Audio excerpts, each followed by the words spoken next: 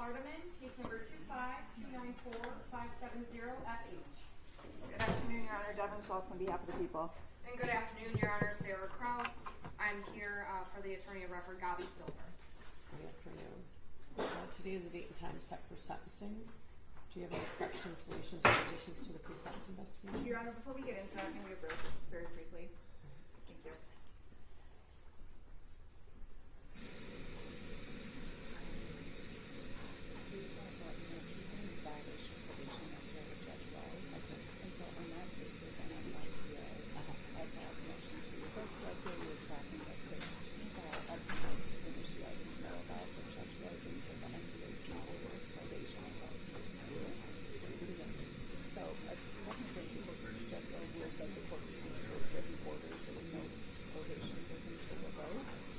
But what he did was, yes, and so apparently it's controversial. In any event, what I wanted you to know was, Judge Whaley knew the charges here. He knew he pled to, he knew that there was a price when he was working at prison time. So he closed out his probation without improvement and revoked his YTA status on that case. So I just wanted to give you the update. Yeah, I knew about this. Yeah. So, all right, thank you.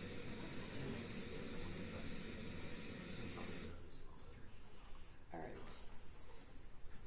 So are there any corrections? I understand that he had a violation of probation hearing yesterday in front of Judge Rowe, so that's been resolved. Are there any corrections, deletions, or additions to the pre-sentence investigation in this matter? Judge, the only corrections that I have are throughout the report, the attorney should be listed as Deahveon Silver, not George Shedrow. Yeah. Okay. And then the jail credit time, there should be 14 additional days added since this was adjourned from the 14th to today's date. That would make the total jail credit 326 days. 326? Yes, sir. Okay. All right. Anything else about that? I have no additions, corrections, or deletions, Your Honor, and I'll defer to probation as it relates to the credit. All right. And what do you have to say about sentencing?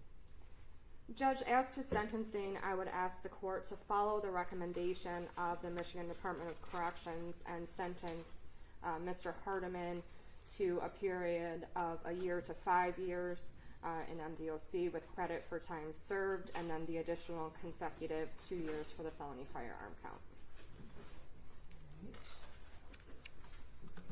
Your Honor, Mr. Hardiman's guidelines on this case are 7 to 23 months outside of the felony firearm. I'm asking for the top of the guidelines. I think that 23 months is appropriate. Mr. Hardiman was on probation for 67 days on a gun charge when he brought a gun to a graduation and in the parking lot got into a fight with an unknown group where he went and armed himself with that firearm. He certainly was in a situation where it could have become very bad, very fast. He was given a chance by the court. He did not take that chance. I handled his original CCW case. I filed no less than 4 bond revocation motions throughout that case for multiple violations. Mr. Hardiman was hanging out with people he shouldn't have been hanging out with. He was attempting to seek out clean urine while he was on pretrial release in that case. He was posting photographs and videos on social media of him with controlled substances. And then, of course, he goes and he possesses a gun. I think at this point, Mr. Hardiman has demonstrated that he cannot and will not be stopped by court supervision, and it's time for him to go to MDOC. I think all of those reasons justify a top of the guideline sentence. What do you have to say, Mr. Hardiman? I just take full accountability for my actions. At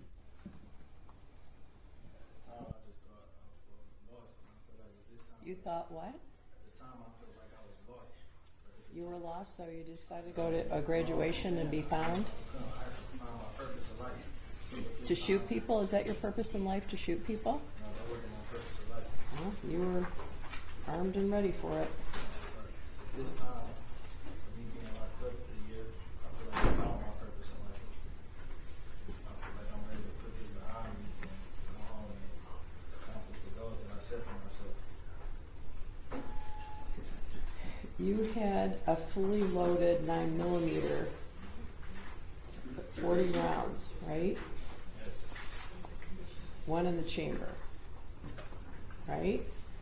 And then you go to this event that was supposed to be a happy celebratory event, high school graduation, right? And then you start a fight with someone. None of this was intentional. I didn't go to the graduation with that set on my mind to do this. It just. Well, then why did you have a 9mm gun with 40 rounds in it and one in the chamber?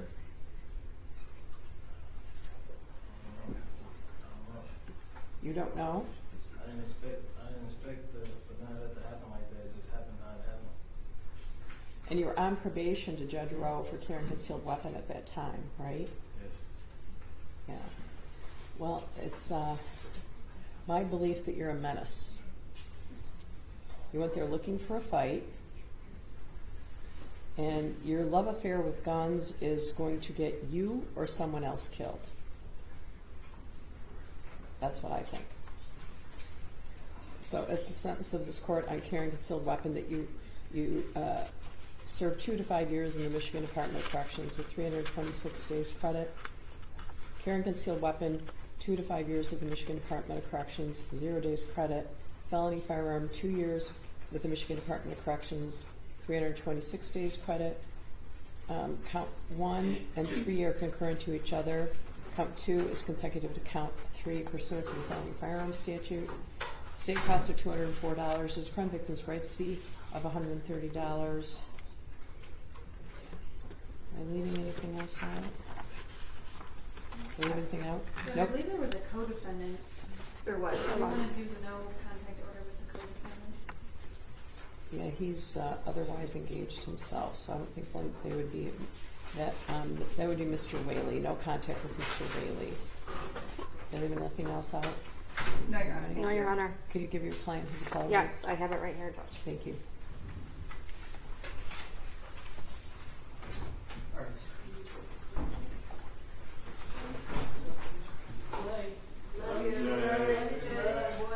Be quiet. Thank you. Thank you. Thank you, Judge. Your Honor, now calling docket number 13, People v. Fernie, case number 26296-598 FH. Second action on behalf of the people, Judge. Good afternoon. Good afternoon, Your Honor. Kathleen Solomon, appearing on behalf of Mr. Fernie, who is not present. And I believe that pretrial services has filed a report saying he didn't appear, and there's already bench warrants out for his failure to report. Yeah, they were definitely looking for him, right? All right.